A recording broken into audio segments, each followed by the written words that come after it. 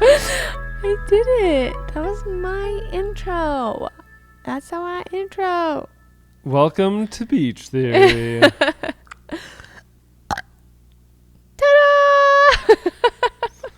I feel like I can't even see your face because the microphone is covering it. Oh, sorry. The microphone needs to be on this side. I got it. You're not going to be able to hear it. Hello.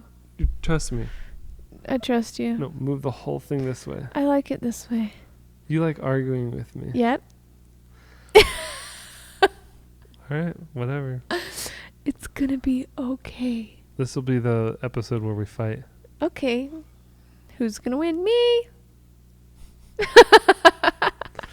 So today's episode, last week we talked about all the pets we had and how we ate dogs and cats. No, I did not eat them. Rabbits ate rabbits, and I ate chickens. That's all. And then in today's episode... Oh, and I guess the dog ate a kitten.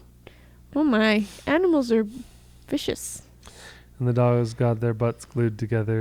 let's pretend like I didn't tell that story.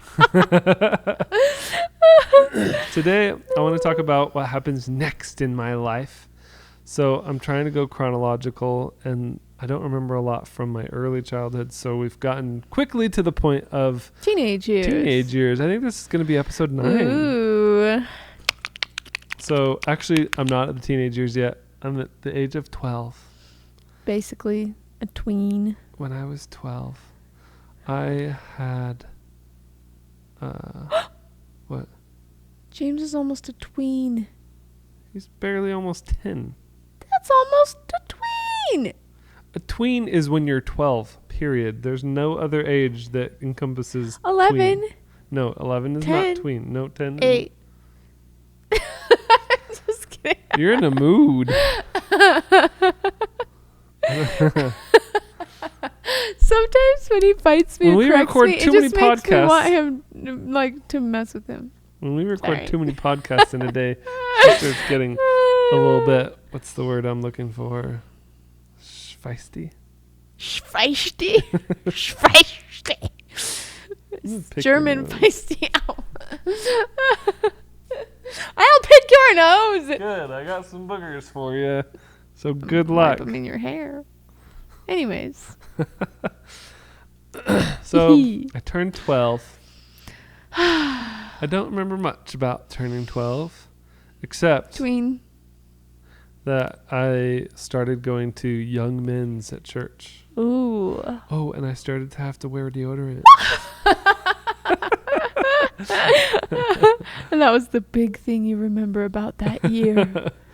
I remember being very uncomfortable about the idea. Because Smells good. I think I was actually at an activity with the church, and someone was like, Melanie, to my sister, Michael needs deodorant. Can you let him borrow some of your deodorant? And so Melanie came up and was like, somebody said you need to use some. Oh, that's the worst. And I was like, oh, I don't even know what this is. Does that mean I smell bad? It's like, that's where it like cuts the deepest. Oh. Yeah, that was a weird time in my life. And I remember the first... Puberty. I remember the first deodorant I ever bought was Old Spice. Oh. And I think the flavor was... And you tasted it? Because this is a flavor. I don't remember what the smell was now. Old. It was old man smell. It was like... That's all I can think of when I hear I of just Old remember Spice. that it was a really cool smell. You know what's funny, I really though? liked it. My brothers all used Old Spice. Here's the weird thing, though. My body adapted to the deodorant to where it stopped working. What? Yeah. That's weird. And even to this day... Mutant. Even to this day, like my body has an immunity against Old Spice deodorant, so where I can't use it without the stink coming through anyway. Well, I think that your weird? stink smells yummy. Oh my! Those like are called the way you pheromones. smell. Yep, that is. Is it working? Well, make sure to watch our YouTube video because you're missing out if you're not. If you only listen on podcasting sites, you're missing out on a lot of comedy. comedy. The subtleties of Puberty. I love this episode. Wait, you're not at puberty yet in your story. No, but I'm going to. Just for this episode. Yeah, because you're talking about it. I want to talk about it. Also, I went through puberty older or younger than you. Oh, so actually it might match up perfectly. Yeah. So when I was 12 going through puberty, you're like 7 going through puberty. We're not 5 years apart. We're 3. So you'd have been what, 10? Yeah. Yeah, you were 10. Is that when you went through puberty? I think I started when I was like 11. Okay. And by puberty, I mean period. So tell us about your first period experience. I feel like I don't remember all that much except You for blocked it from your memory. I think my mom said there was a special class at school because they did that where it was like they just to make sure that everybody knew all the same stuff, they did like this special class where they invited your parents to the class, and it was like after school, and you got like a kit where it had like tampons and pads and like deodorant. What a great class. Razor, that type of thing. I missed that class. Yeah, he did. But like that was something that everybody was kind of, they weren't required to do, and my mom was like, I think I will just do that myself with her. So I didn't end up going to that class, not that I remember, not with my mom, but instead my mom just gave me a kit and explained to me a whole bunch of stuff, which I appreciate because I think I was either 10 or 11, but it was soon after that I had my first period, and so it was really good to know that, so I didn't think I was dying, because I had friends who did not know anything by the time they started having a period, and they thought they were bleeding to death. What kind of parent, what kind of mom of a child Now listen, can be it's like, usually... my kid's 11, my little girl's 11, and she's probably still not even close. But listen, some kids start at 8. Some girls start at 8. Ellie is 2 years away from that. Yeah. You just That's can't. wrong. There's You something just wrong no, with there's that. not. It's normal, but just like to At say 8? that at 8. That's too early. I'm just saying, you know what I mean? Like sometimes it sneaks up on parents, I think, and they don't realize it's time yet, or you They're just like, kind of you're stay not the 11, same. you're like 6. And she's like, Mom, I'm 11. It's like Matilda. I'm 6 years old. You're 4.5. I'm 6. I had my birthday. 5 then. It's like, I was 6 in August. Yeah. Oh, Becca. You're so cute. Thanks. So when are you going to have that talk with Ellie then? I mean, she's 6. 5 then. No, I don't know. Because I don't want to like... Oh, we had a talk with James already. Well, that was when he was 8, about Santa and the Tooth Fairy. Oh, We didn't talk about... magic killing talk. Yeah. Oh. Which means we got to have that with Corbin soon. Oh. What? I have to get something. I will be right back. Wait, what? I'll be right back. Oh. Better hope no kids are listening to this episode. We're about to express some of the components of the magic killer talk. We really need to come up with a different name than that, I think. So let's see, what else? So I started going to young men's. I started doing Boy Scouts when I turned 12. And I started going to Deacon's Quorum at church, which is the 12 and 13-year-old boys. And also, because I was 12, I started going to Sunday school. For some reason, it's like I wasn't aware of girls until I turned 12. Like, I was in classes with girls all through primary, but as soon as I turned 12, it was like super uncomfortable sitting next to girls all of a sudden. And it was almost like I'd never done that before in my whole life. Wait, I missed something interesting. That's what happens when you run away. Okay, let's talk about the Tooth Fairy, because that's what we talked about the other day. So, Corbin has a terrible Tooth Fairy that always forgets to bring money and take his tooth.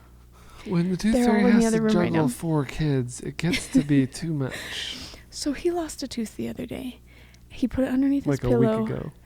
He put it underneath his pillow. And Hey, you pulled it out, so you should have been more aware. talk quietly. This is secret. I just remember sitting around and they were like, look, Mom pulled the tooth. And I was like, oh, that's nice. Yeah. So we pulled the tooth. He put it under his pillow. Then 3 days later, he comes to me and he's like, Mom, I don't know what's happening, but the tooth fairy did not give me any money. And my tooth is still underneath my pillow. And I looked at Michael and I was like, oh, you have a bad tooth fairy. I said, whoa, that's so weird. Maybe it's because you were sleeping in a different bed, because sometimes he sleeps on the couch in the front room. And he's like, well, I thought that too. But then I slept on my normal bed to make sure. And they still didn't come that night. And then I slept on it again the next night, and they still didn't come. And I was just thinking, we're horrible. So I was like, you know what? That's really interesting. I wonder if you just have like a really bad tooth fairy. Maybe you should write them a letter. So this, what I hold in my hand right now, And you is have the to watch letter. the video to be able to see it and appreciate it. Yes, is the letter to the tooth fairy. It says, Tooth fairy, you never got my tooth.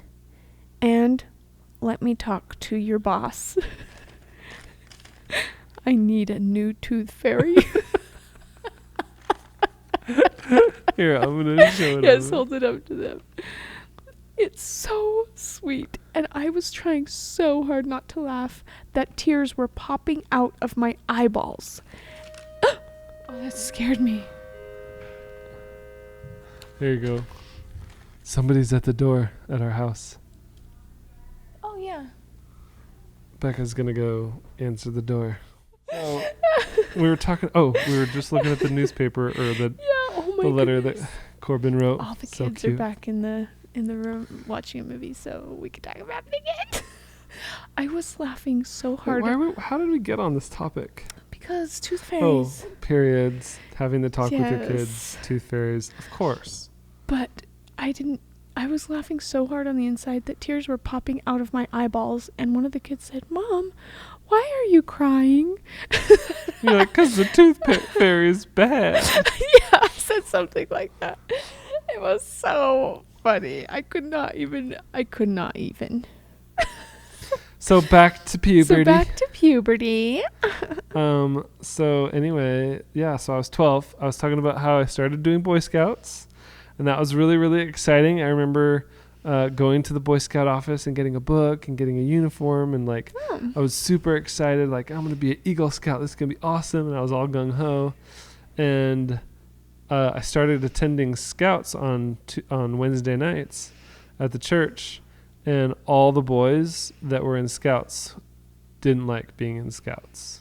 Aww. Like all the boys that were older than me were like, this is really dumb. I never wear my uniform. I never tuck it in if I do. Like, I just want to play basketball every week. And so it's kind of like, there's my role model. There's my example of like, man. I'm When you all, were like this gung-ho, yeah, ready that's going to be fun. And everyone's like, this is dumb. to work. That's the worst. Yeah, it was kind of lame because I feel like I've had teachers like that are like, they don't even want to teach what they're teaching me. And I'm like, well, I don't want to learn it. Yeah. It was just really sad because I saw the value in what scouting had to offer. Mm-hmm. And it was like I never got that good experience that I really, really wanted. And so, and the same thing, like I went on a couple of campouts. I remember going, and all the older kids that were older than me, because when you turn 12, you start going to young men's at that point. And because you're like the newest, youngest member of the Deacons Quorum or of the young men's group or of the scout troop, everybody's older than you. And literally every boy that was older than me was not very nice to me, and they didn't want to be there, and they were like their parents made them go, kind of a situation. And so they all had bad attitudes, and because I wanted to be there and I had a good attitude, it like made them dislike me and be mean to me that Even much more. more. Yeah.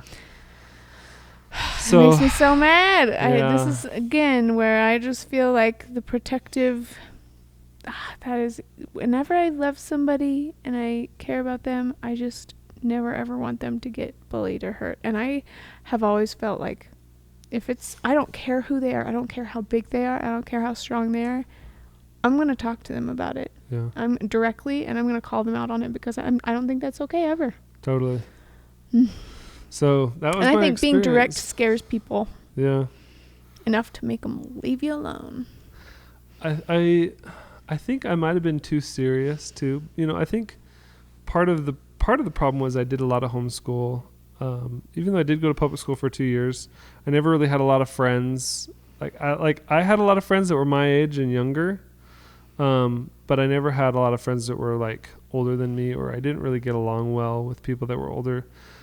And I don't feel like it was ever like really my fault, because a lot of the kids were mean, but I didn't know how to take sarcasm, or I didn't really agree with the crude humor that they would tell jokes. Like, I didn't laugh at their I remember jokes. them making fun of you because you cared about keeping animals alive.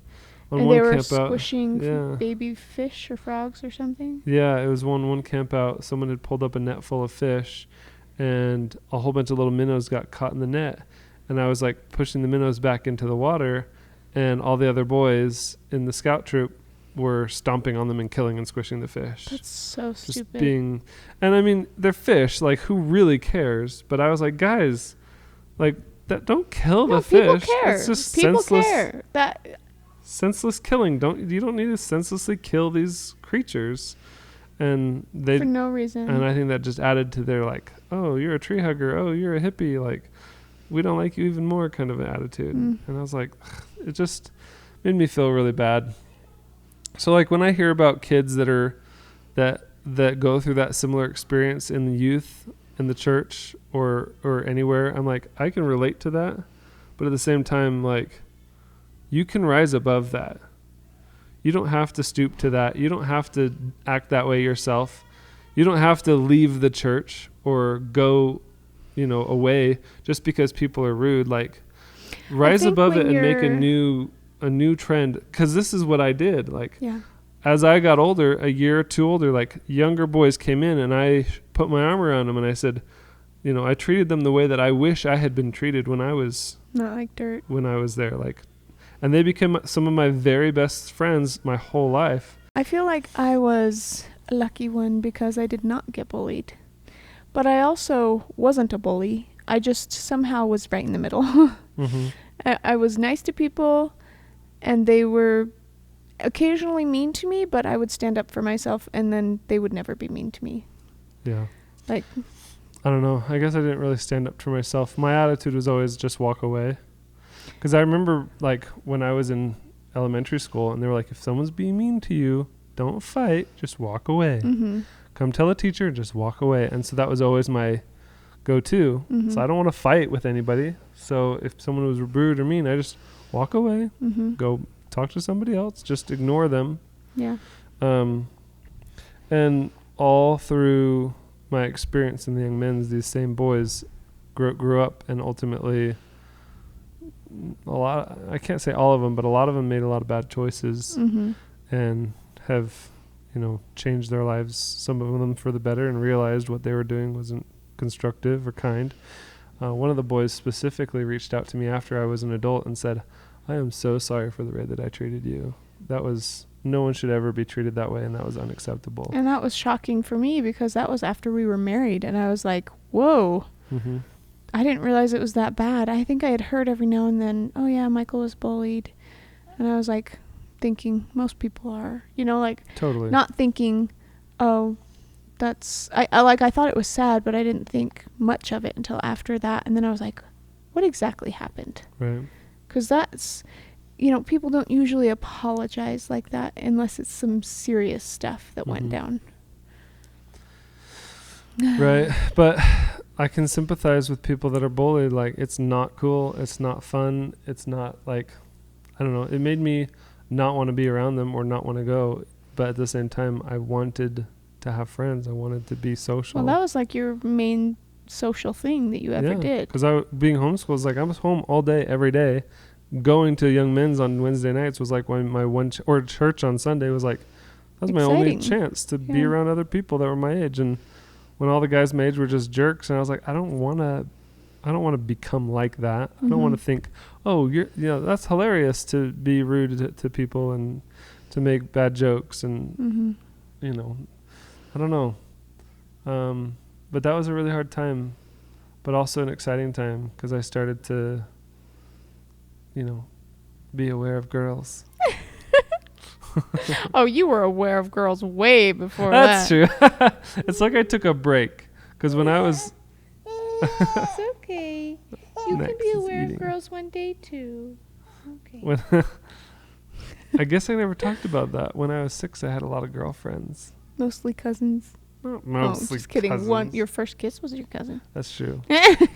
But when I had a lot of girls that were in the neighborhood that were like, I loved them. He's always loved women. Yep. I'm glad that I'm his only one. Mm-hmm. Max just woke up from his nap, so he's hanging out He's with a little us. bit fussy. Because I feeding him don't right think now. he's feeling very well. Yeah. But so I went through I think I was like 9, 10, 11 when we lived in Fountain Green. And that was the year 1999, 2000, and 2001. Look at that smug smile on his face.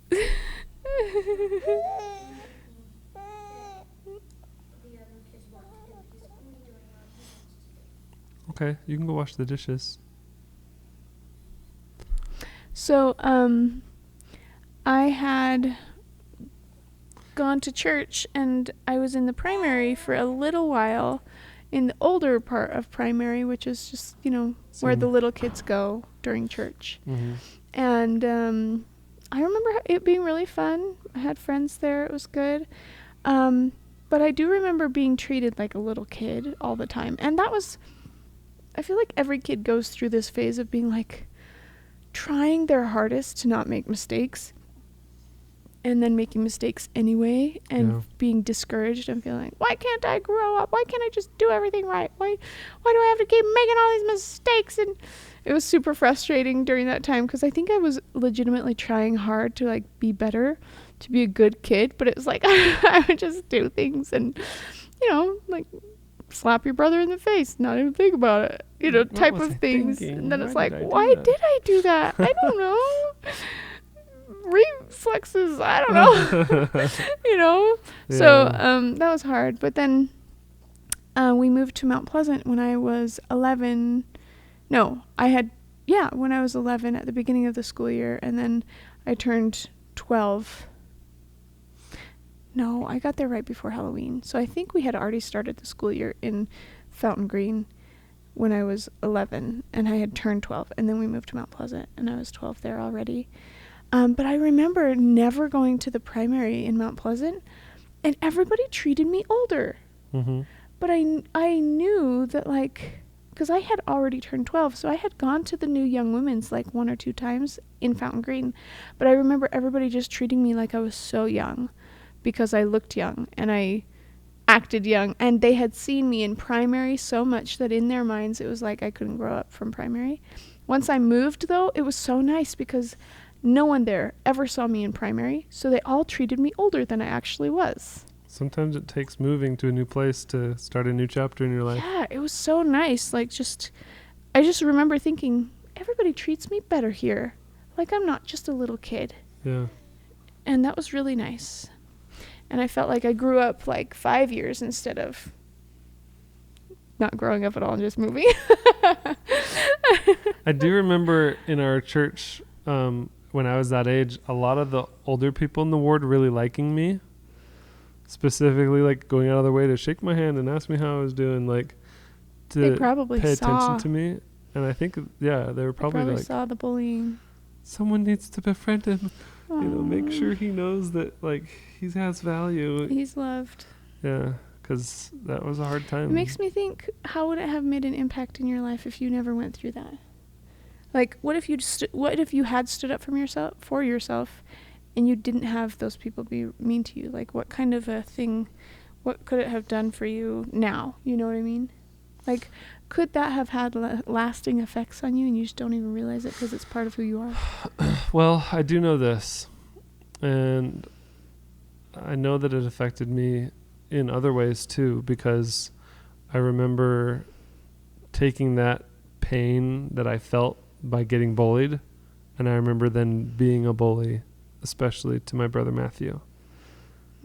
It's like I'm getting kicked, and so now I'm going to kick someone else to kind of make myself feel better, maybe.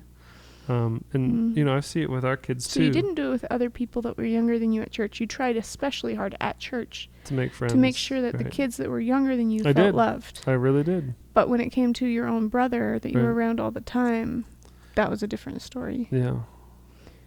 Yeah, and I feel really bad because I was really mean to Matthew, and I was really mean to my brother Johnny too. And you've talked with them since.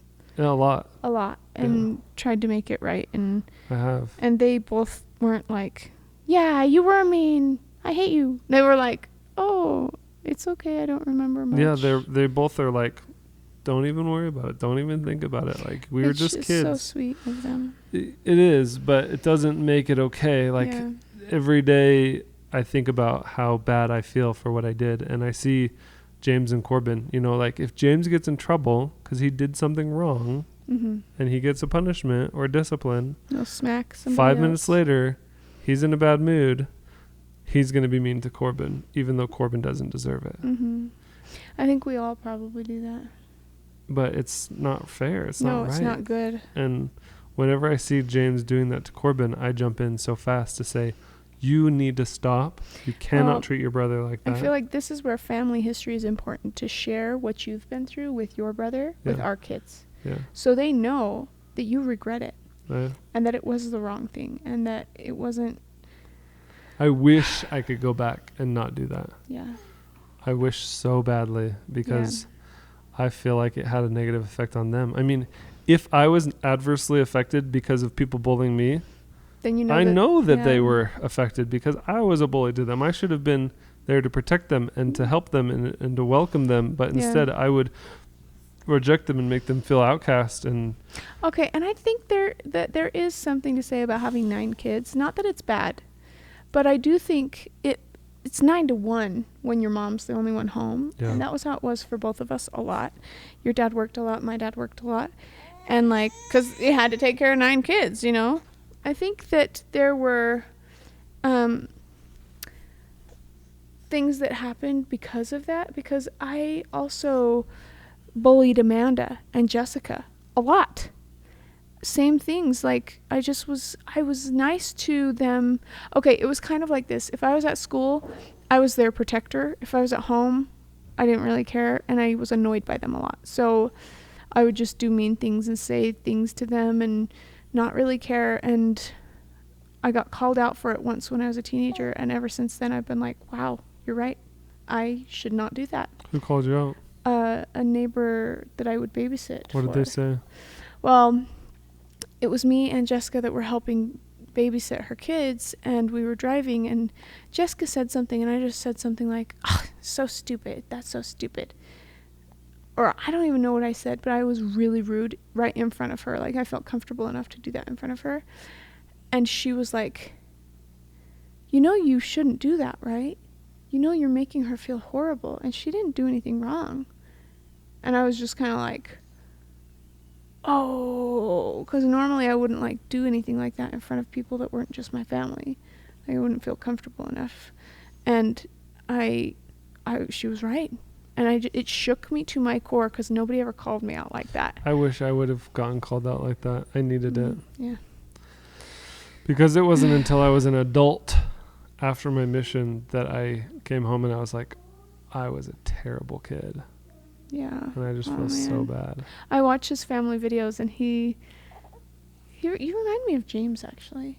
Yeah. And like, sometimes James will get Sometimes offended. I'll see James do things and I'm like, I know that feeling. Yeah. And you need to calm down. Yeah. Like, just lose your temper, you know. And it's not like he was a horrible kid. No. You were not a horrible kid. I know. But, you know, compared to how we are now, it's a lot different.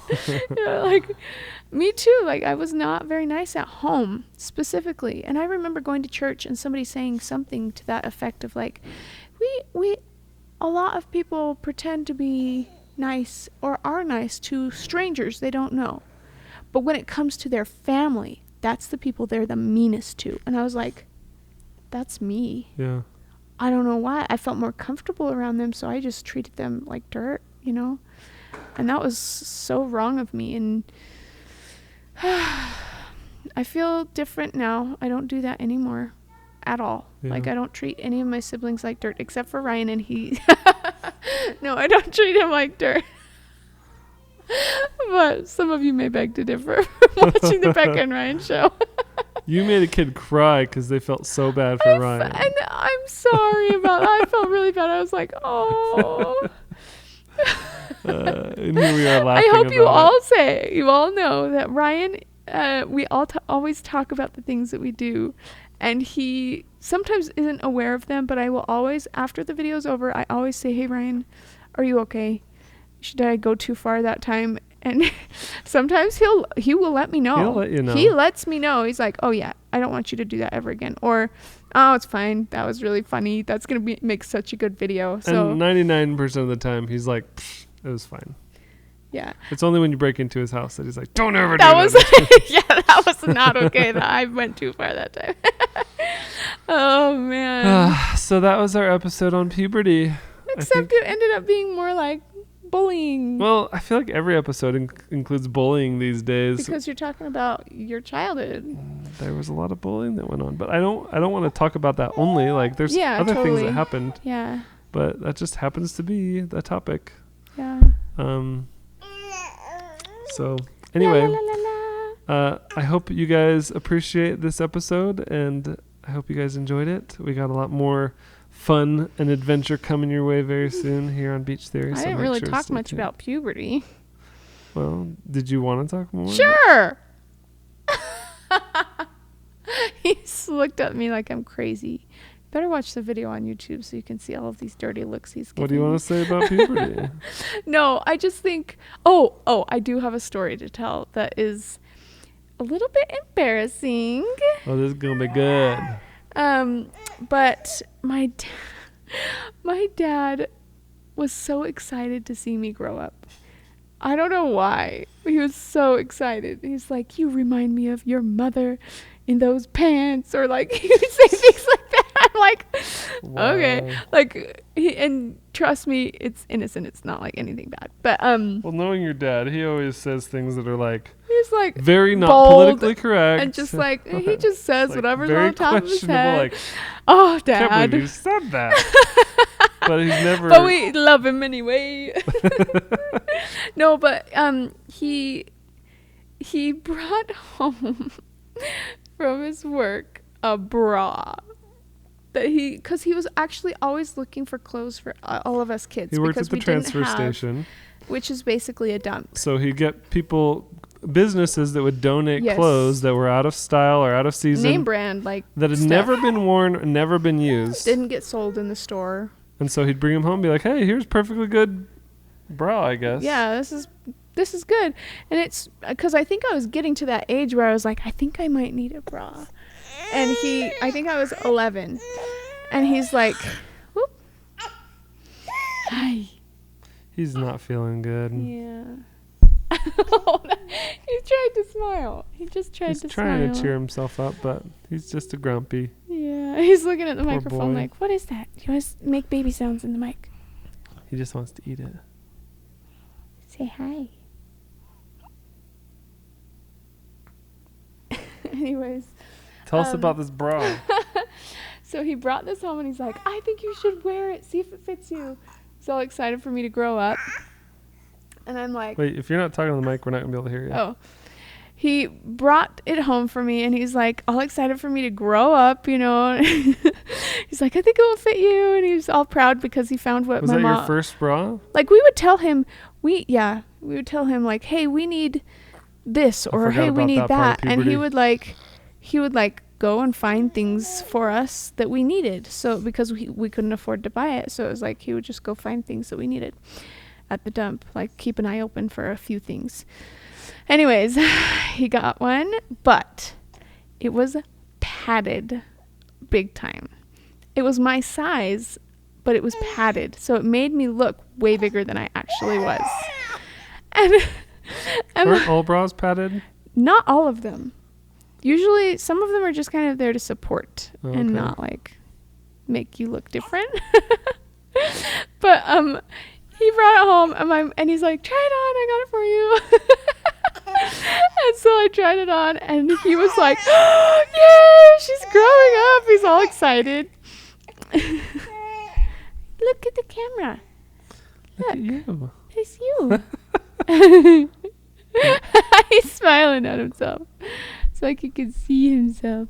But he's all excited, and so he's like, you have to wear it to school tomorrow. And I had this feeling like it makes me look too different. I don't know if I really want to.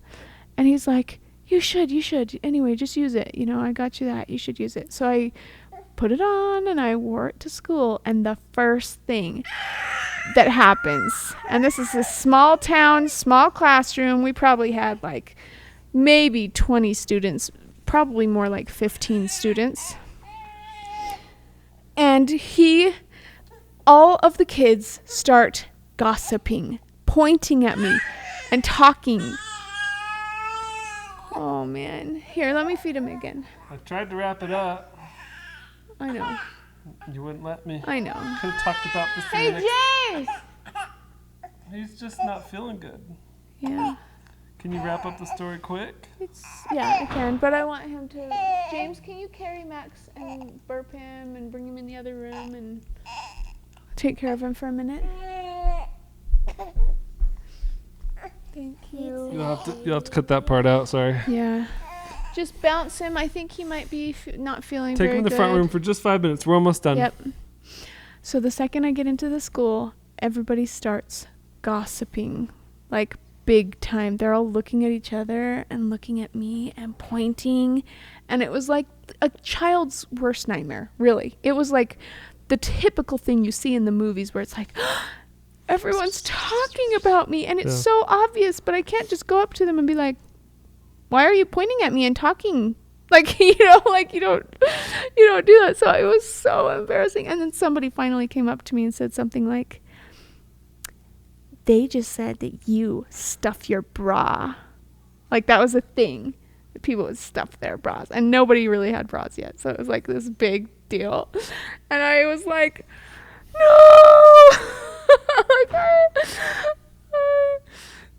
I'm so embarrassed. I didn't know what to do. I was just so embarrassed. It was one of those things where if I would have gotten so like embarrassed enough and taken it off, everyone would have known that too. So it was just kind of like, I'm not wearing this tomorrow. And then I didn't wear it like ever again, even though it was like a nice thing. It looked nice. It's just that I wasn't there yet and everybody knew it. It was so embarrassing. What a great time of life. Oh my goodness. Middle school was atrocious. It was not fun. Middle school's never fun, I think. That's a hard time to go through. Your whole body as you know it completely changes. That was the one age that my mom was like, you might want to go to public school, but you're not allowed to go to public school during middle school. She said you can go during elementary and high school, but middle school you're not going. She probably had a bad experience in her middle school. Oh, I'm sure. It sounds like everybody does. Yeah, everybody Anyone does. I've ever talked to, middle school is like the worst. Yeah. Just don't do it. So I was like, all right, cool. You wanted to worry about it then. Yeah. Oh man, that was embarrassing. Well, let's wrap it up because you got to take care of baby boy. Oh yeah. Well, he seems happy. Anyways, what a great time of life, right? Anyways, tune in next time to hear more about puberty and us growing up. What our life was like. Thanks for listening. Or what our lives, we didn't meet yet. Anyways. Pub the game. Talk to you guys later. Bye.